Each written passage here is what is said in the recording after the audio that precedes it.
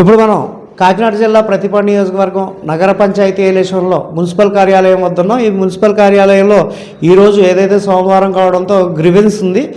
అది ఉదయం 10 గంటల నుండి 1 అవర్ అంటే 11 గంటల వరకు కూడా ఈ గ్రీవెన్స్ జరిగే అవకాశాలు ఉన్నాయి. ఈ గ్రీవెన్స్లో ఖచ్చితంగా ప్రజలు తమ హక్కులను వినియోగించుకునే విధంగా, అంటే ఏదైతే వాళ్ళకి సంబంధించిన మున్సిపాలిటీకి సంబంధించిన సమస్యలు ఉన్నాయో వాటిపై ఫిర్యాదులు ఇవ్వడం ఇటువంటివి జరుగుతాయి. అయితే ఇప్పుడు సుమారు పావు తక్కువ 11 అంటే 45 నిమిషాలు కావస్తున్నా కూడా ఇప్పటి వరకు ఎటువంటి ఫిర్యాదు లేదు. అధికారులు అయితే మాత్రం ఇక్కడ ఈ యొక్క గ్రీవెన్సల్లో అందరూ, అంటే ఏ శాఖలకు సంబంధించిన అధికారులు ఉన్నారో నగర పంచాయతీకి సంబంధించి వాళ్ళంతా కూడా ఇక్కడ ఉండడం జరిగింది.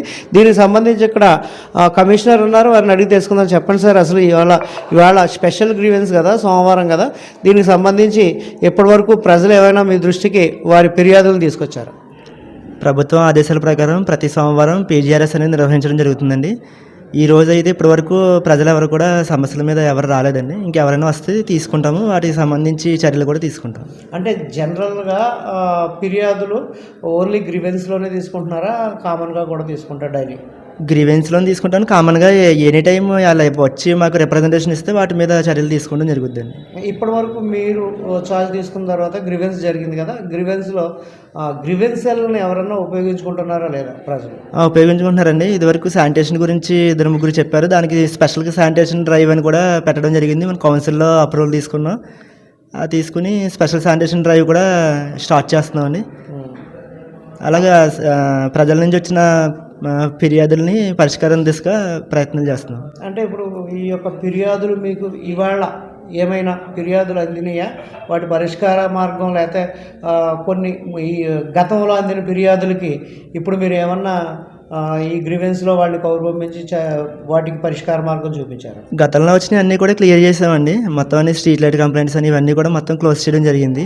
ప్రజెంట్ పెండింగ్ పీజీఆర్ఎస్ సంబంధించి ఏమీ లేవండి. ఈ రోజు అయితే ప్రస్తుతానికి ఇంకా ఎవరో ఏమీ కంప్లైంట్స్ ఇవ్వలేదండి. అంటే చాలా మట్టుకి 20 వార్డు, కొన్ని వార్డుల్లో, అలాగే 20 వార్డు ప్రధానంగా ఈ లైట్ల సమస్య ఒకటి, స్ట్రీట్ లైట్ల సమస్య ఒకటి ఎక్కువగా ప్రజలు అధికారి న్యూస్ ఫోన్ చేసి అడగడం జరిగింది. నిన్న కూడా స్ట్రీట్ లైట్ వేసేటప్పుడు కొంత గందరగోళ వాతావరణం జరిగింది.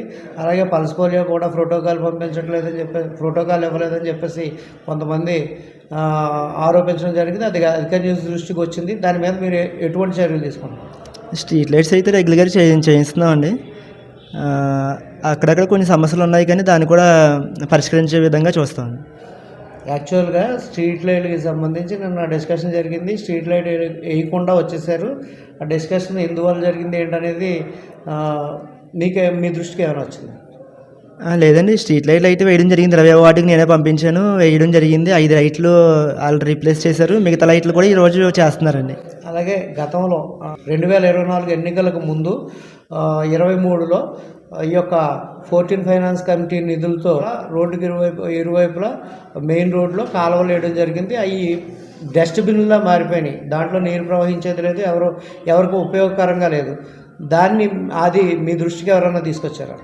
ఇప్పటి వరకు అయితే ఎవరు తీసుకురాలేదండి. ఇప్పుడు మీరు చెప్పిన దాని కాబట్టి దాన్ని మేము తీసుకుని దానికి సంబంధించి చర్యలు కూడా తీసుకుంటామండి. అంటే ఆ కాలువలకి కనెక్షన్స్ కూడా కలపలేదని చెప్పేసి ఒక ఇది ఉంది. అదే సార్, ఒకసారి పరీక్షించి దాని అవుట్లెట్స్ ఎలా ఉన్నాయి ఏంటి అవన్నీ చూసి అవి వాడికలో వచ్చే విధంగా చర్యలు తీసుకుంటాం. గ్రీవెన్స్లో మీరు ఎటువంటి ఫిర్యాదులు తీసుకుంటారు నగర పంచాయతీ సంబంధించి ప్రజల నుండి?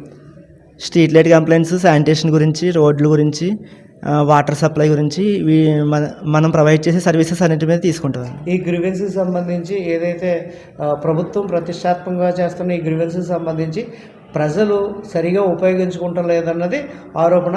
ప్రజలకి మీరు అధికారి న్యూస్ ద్వారాగా ఏం తెలుపుదలుచుకున్నారు? ఇది గవర్నమెంట్ ప్రజల కోసం పెట్టిన కార్యక్రమం అండి. కాబట్టి ప్రజలు ఉపయోగించుకుంటున్నారు. ఇంకా తెలియని వాళ్ళు ఎవరైనా ఉంటే కనుక వారు కూడా ఉపయోగించుకోవాల్సింది కోరుతున్నాం. థ్యాంక్ యూ అండి, థ్యాంక్ యూ. ఇది పరిస్థితి ఇక్కడ ఏదైతే మన ఏలేశ్వరం నగర పంచాయతీలో ప్రజలు చాలామంది తమ హక్కుని వినియోగించుకోవడంలో వెనుకబడ్డారని చెప్పేసి ఈజీగా తెలియచ్చు. దానికి కారణం ప్రతి సోమవారం గ్రీవెన్స్ జరుగుతుంది, ఇక్కడ ఫిర్యాదులు ఇవ్వచ్చు. ఆ ఫిర్యాదుల్లో సత్వర పరిష్కార మార్గం కూడా అధికారులు చూపించే అవకాశం ఉంటుంది. కానీ ప్రజలు చాలామందికి ఈ యొక్క గ్రీవెన్స్ జరుగుతున్నట్టు కూడా తెలియకపోవడం గమనార్హం.